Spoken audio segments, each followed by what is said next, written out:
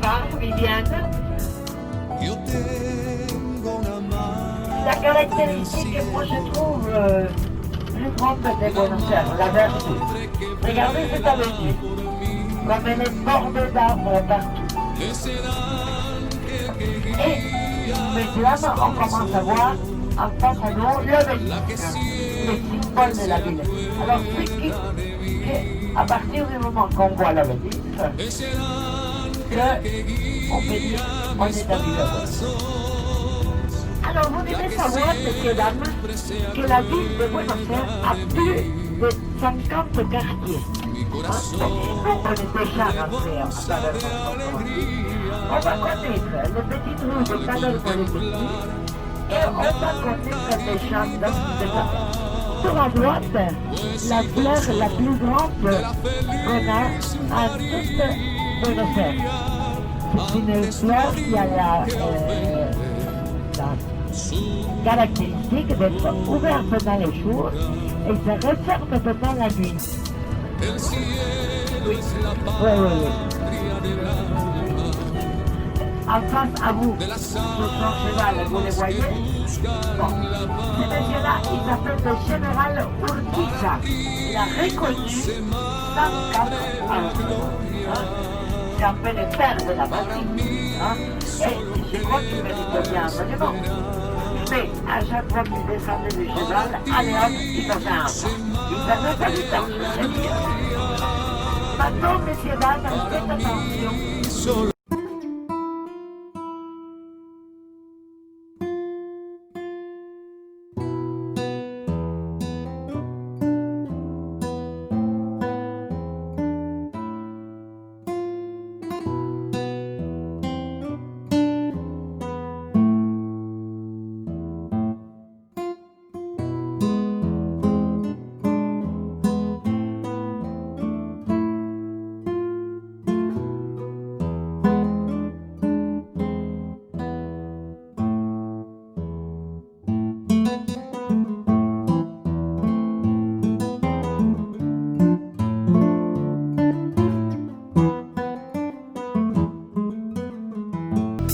La fleur nationale de l'Argentine. C'est la même qu'on a vue tout à l'heure, on n'en avait pas. Maintenant, il y en a. Maintenant, il y en a pas.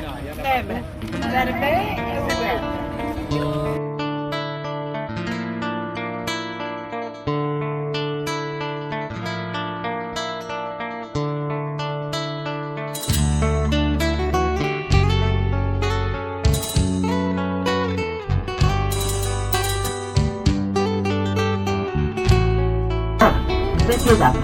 C'est la place la plus importante de Buenos Aires et la place la plus importante du pays. Ici, se sont passés des événements très importants, comme par exemple, non, qui est juste au milieu de la place, c'est là, mais l'événement qui donne le nom à la place au Cabildo, derrière nous maintenant, c'est là qu'on a donné les premières pas vers notre liberté. C'est parce que là-dedans, on a créé les premiers gouvernements qui ne répondaient pas aux intérêts de la couronne espagnole le 25 mai de 1810. C'est pour ça que la place, elle s'appelle la place de la Victoire. Et c'était la première fois qu'on a cité des rubans bleu clair. A la ilusión de un nuevo día que algún día llegará. Somos gente del norte, hijos de la libertad. Crecimos en las montañas, nuestro pueblo es Maimará. Arreglando Y le canto a la tierra, le canto a la sangre que hay en mí. Alors, Porque somos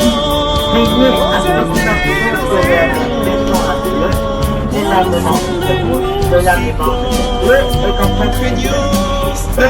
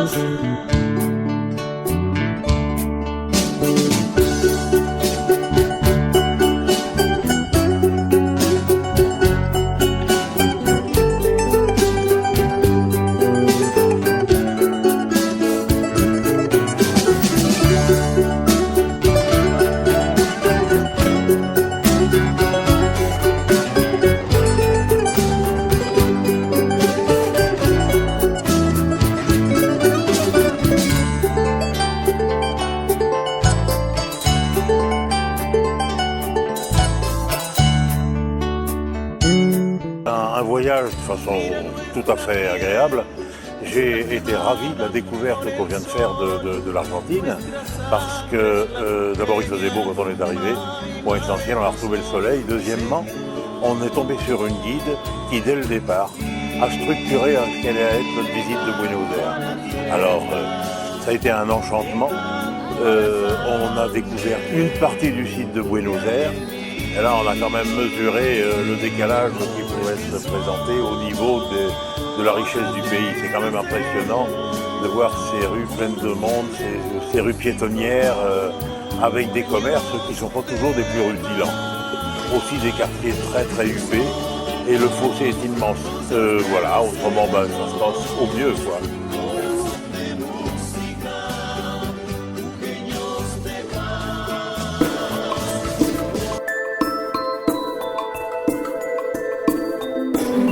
I kept my promise, don't keep your distance.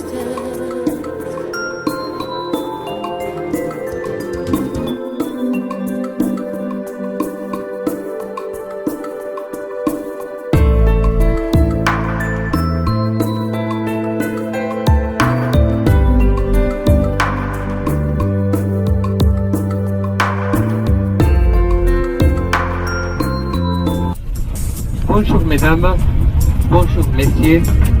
Vous êtes maintenant à Ushuaia, la ville de l'extrême de Nicolas Hulot, la ville la plus australe du monde. Pour certains Français, Ushuaia est un mythe, une légende. Et pour certains autres, elle fait partie de la réalité. Alors je voudrais vous proposer pendant votre séjour ici de trouver votre propre point de vue. Et je vous invite aussi à jouir de la nature, du paysage, de la tranquillité que la terre de feu vous offre entièrement. J'ai trouvé un restaurant pour ce soir, un bon restaurant pour ce soir et pour demain soir. Oui, excusez-moi. Je vous assure, c'est vrai. Nous sommes à Ushuaia, rendu célèbre par l'émission de Nicolas Hulot. En face de vous, les dernières îles chiliennes de l'archipel, quasiment désertes. Un peu plus loin, l'océan glacial Antarctique. Ushuaia est la capitale de la province argentine la plus méridionale, comprenant la Terre de Feu, l'Antarctique et les îles de l'Atlantique Sud. Ushuaia est considérée comme la ville la plus australe du monde. Habituellement, les saisons sont peu marquées avec des températures qui restent voisines du 0 degré, quelle que soit la période de l'année. En réalité, nous avons pu constater le réchauffement de la planète puisqu'il faisait entre 5 et 13 degrés. Nous voici arrivés au bout du monde. Fondée en 1884, à l'origine une mission protestante, elle fut aussi au début du XXe siècle et jusqu'en 1947 le siège d'un bagne où les condamnés argentins finissaient leur vie. Le musée du bout du monde a été créé en 1979 dans la ville du peuple indigène. Le musée du bout du monde est riche collection ornithologique, plus de 100...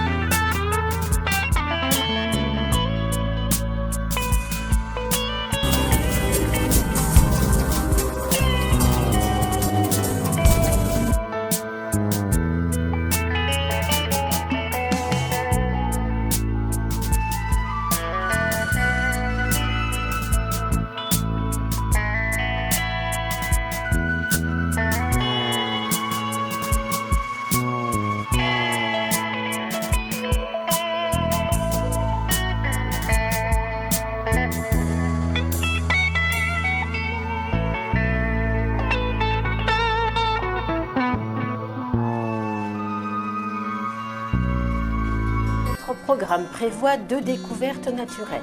D'une part, le parc national de la Terre de Feu où nous nous trouvons. Cette promenade dans le parc vous laissera un souvenir inoubliable. Ici vivent renards rouges, guanacos, castors, condors, canards. C'est également une magnifique réserve naturelle de torrents et de forêts, de montagnes, surplombant le canal de Beagle qui sépare la Terre de Feu de l'île chilienne Navarino. Dernier bastion avant le Cap Horn.